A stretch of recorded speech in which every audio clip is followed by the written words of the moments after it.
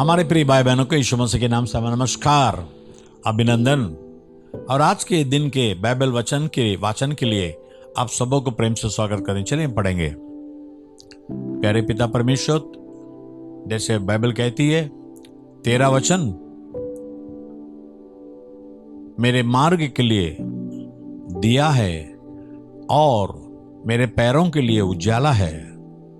आज भी तेरे वचन के जरिए हर एक के मार्ग को प्रकाश में कर दे। यीशु मसीह के नाम से मांगते पिता, आमीन आमीन। पहला राजा 14। उस समय यरोबाम का बेटा अबिय्या रोगी हुआ। तब यरोबाम ने अपनी स्त्री से कहा, ऐसा वेश बना कि कोई तुझे पहचान न सके कि यरोबाम की स्त्री है, और शीलो को चली जा। वहां तो अगिय्या नबी रहता है, जिसने मुझसे कहा था कि तू इस प्रजा का राजा हो जाएगा।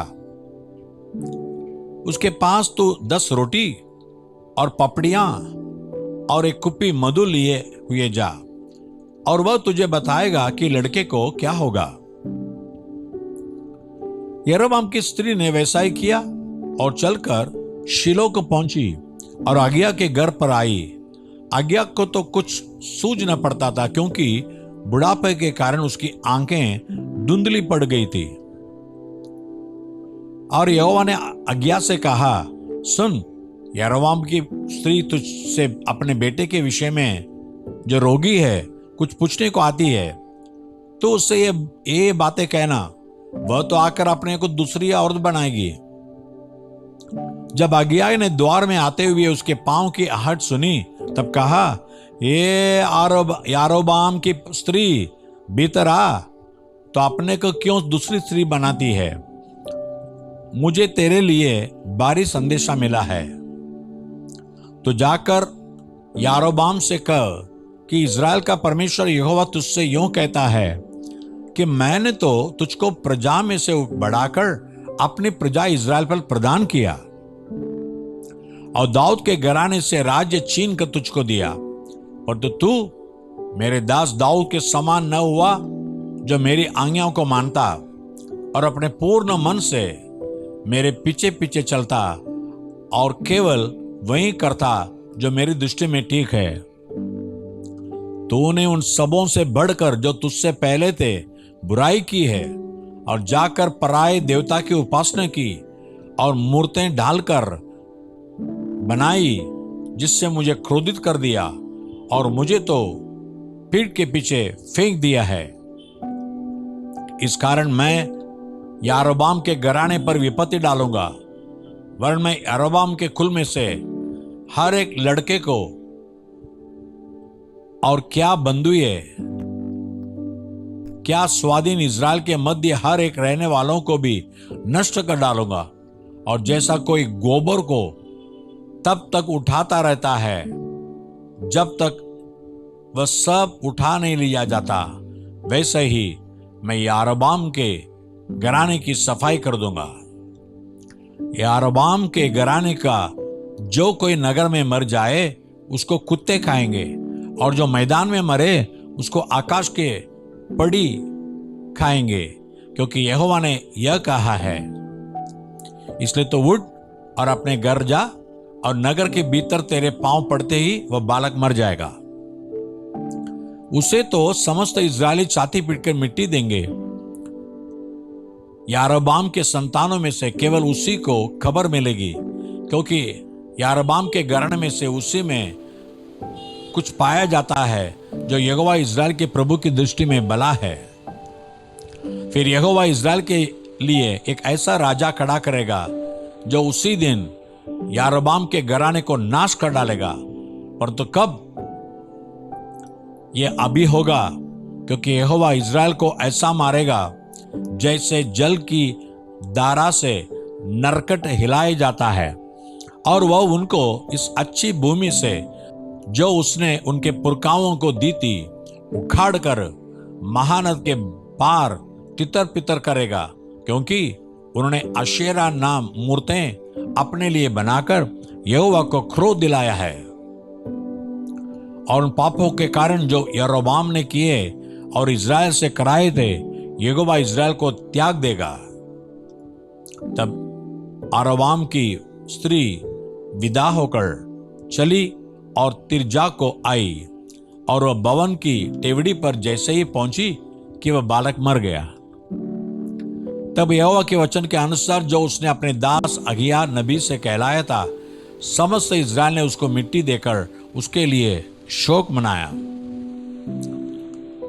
यारोबाम के और काम अर्थात उसने कैसा कैसा युद्ध किया और कैसा राज्य किया, यह सब इज़राइल के राजाओं के इतिहास की पुस्तक में लिखा है। यारोबाम 22 वर्ष तक राज्य करके अपने पुरखाओं के साथ सो गया, और नादाब नाम उसका पुत्र उसके स्थान पर राजा हुआ। और सुलेमान का पुत्र रहूबियाम यहूदा में राज्य करने लगा। रहूबियाम 41 वर्ष का होकर राज्य करने लगा, और यरूशलेम जिसको यहोवा ने सारे इजरायली गोत्रों में से अपना नाम रखने के लिए चुन लिया था, उस नगर में वह 17 वर्ष तक राज्य करता रहा। और उसकी माता का नाम नामा था, जो अम्मोनी स्त्री थी। और यहूदी लोग वह करने लगे जो यहोवा की दृष्टि में बुरा है, और अपने पुरखाओं से भी अधिक पाप करके उसकी जलन भड़काई। उन्होंने तो सब ऊंचे टीलों पर और सब हरे वृक्षों के तले ऊंचे स्थान और लाटें और अशोरा नाम मूर्तें बना ली। और उनके देश में पुरुषगामी भी थे। निदान वे उन जातियों के सब घिनौने काम करते थे जिन्हें यहोवा ने इजरायलियों के सामने से निकाल दिया था।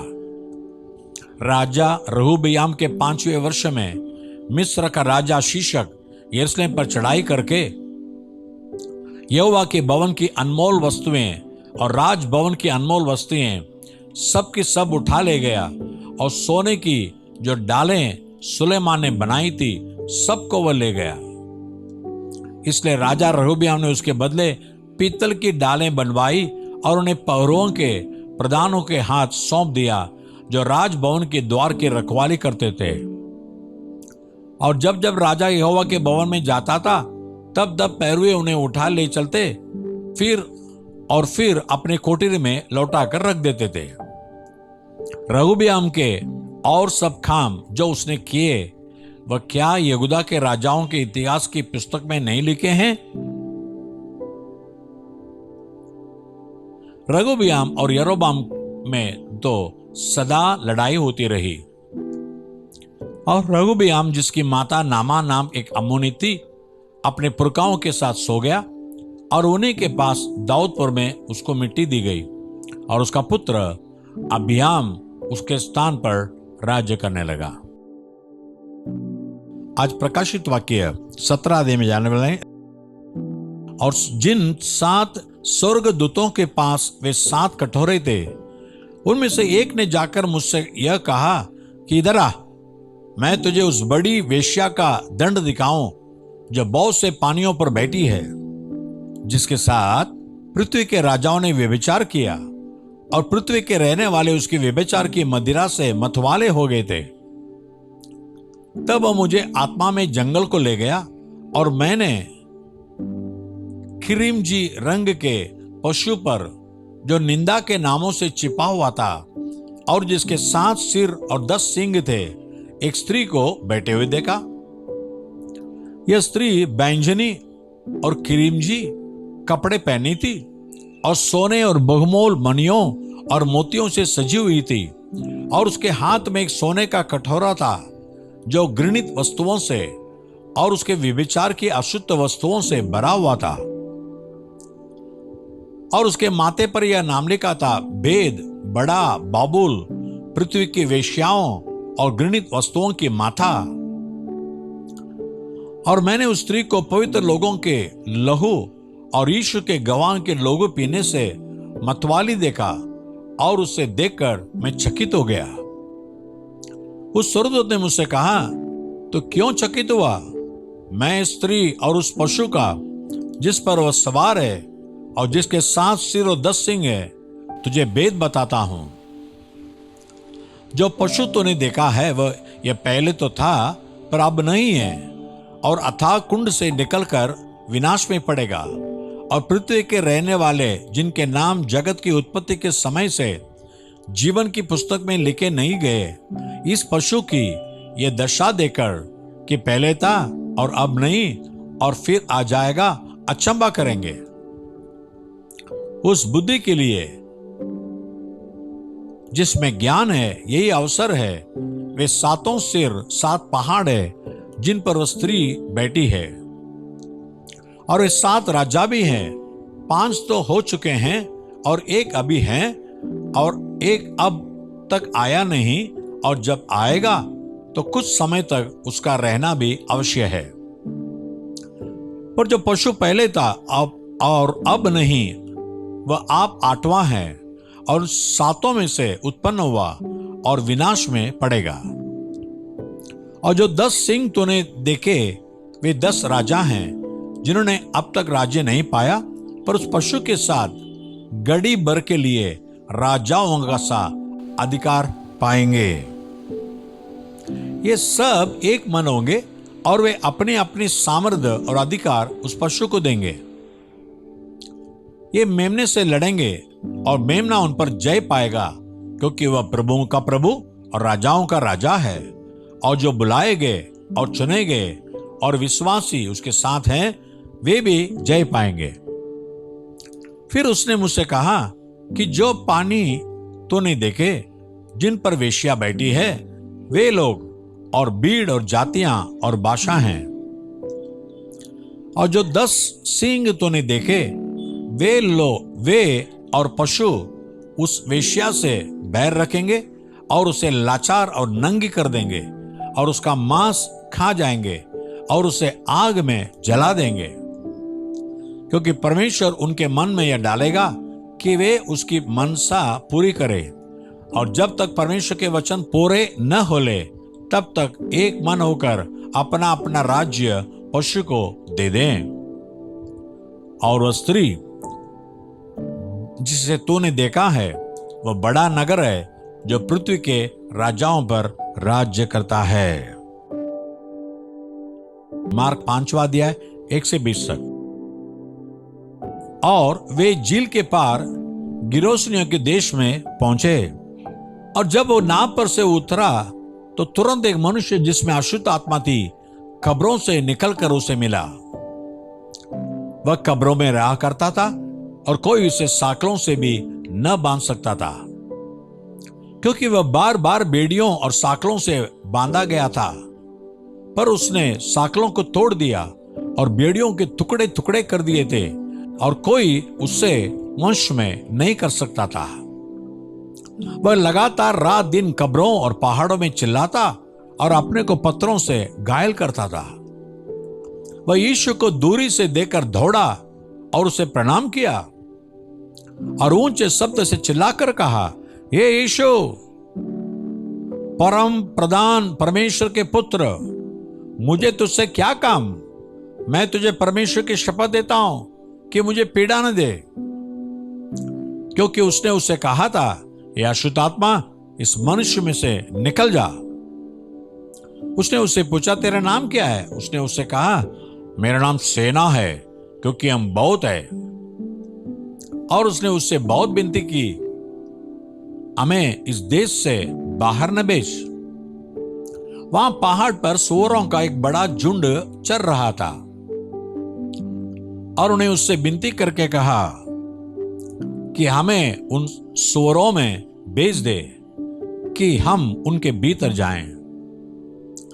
सो उसने उन्हें आज्ञा दी, और अशुद्ध आत्मा निकलकर सूअरों के भीतर बैठ गई, और झुंड और जो कोई 2000 का था कड़ाड़े पर से झपट कर झील में जा पड़ा और डूब मरा। और उनके चरवाहों ने भागकर नगर और गांवों पर समाचार सुनाया, और जो हुआ था लोग उसे देखने आए, और यीशु के पास आकर वे उसको, जिसमें दुष्टात्मा थी अर्थात जिसमें सेना समाई थी, कपड़े पहने और सचेत बैठे देखकर डर गए।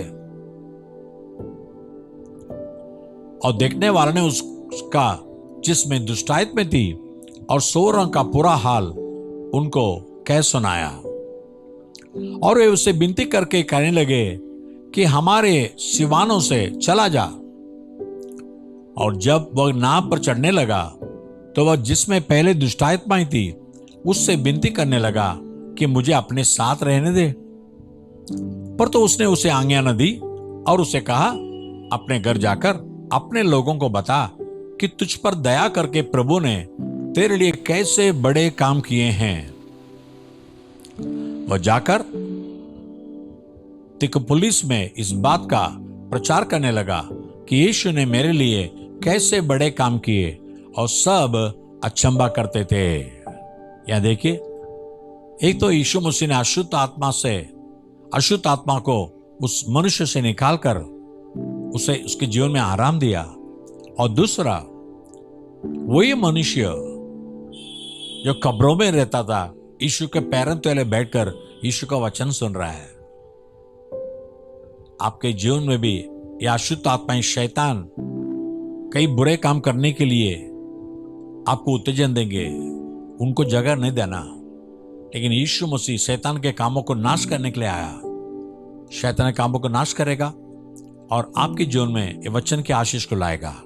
प्यारे पिता परमेश्वर, धन्यवाद देते हैं दुष्ट आत्माओं से छुटकारा पाकर तेरे पैरों तले बैठकर उस मनुष्य ने तेरे वचन सुना, उसका मन साफ मन हो गया।